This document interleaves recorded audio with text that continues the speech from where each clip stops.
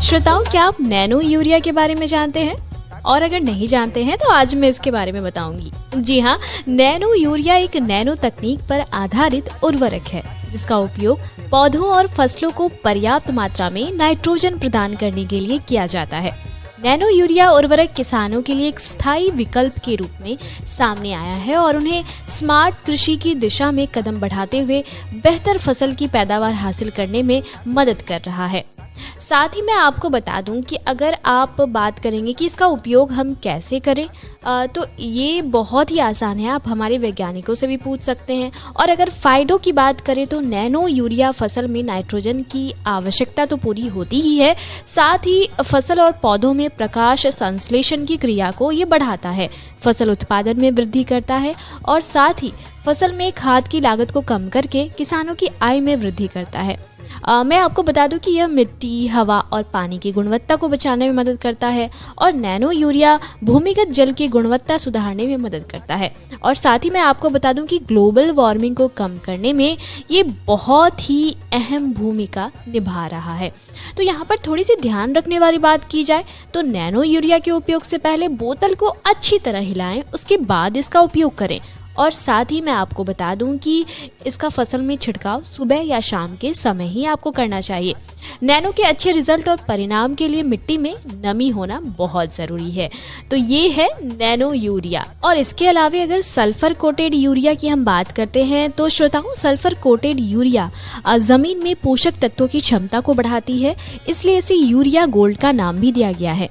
Sulphur coated urea के साथ ही मैं आप सभी को बता दूं कि ये सल्फर कोटेड यूरिया की ज़रूरत इसलिए पड़ी क्योंकि ज़मीन में सल्फर की कमी देखी गई है और इस यूरिया को लेकर वैज्ञानिक अभी भी रिसर्च कर रहे हैं। और सल्फर की कोटिंग से ग्राउंड वाटर पॉल्यूशन कम होगा, तिलहन फसलों में तेल की मात्रा बढ़ जाएगी। साथ ही मैं आपको बता दूं कि इस समय भारत के 42% ज़मीन में सल्फर की कमी है, इसलिए इसकी ज़रूरत पड़ी है और इसके बारे में अभी और भी रिसर्च किए जा रहे हैं। तो ये था हमारा नैनो यूरिया और सल्फर कोटेड यूरिया।